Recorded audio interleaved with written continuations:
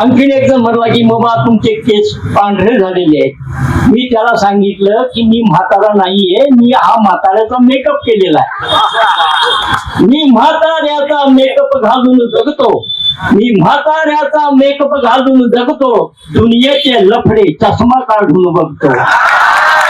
मी म्हाताऱ्याचा makeup घालून जगतो, दुनियेचे लफडे चष्मा काढून बघतो.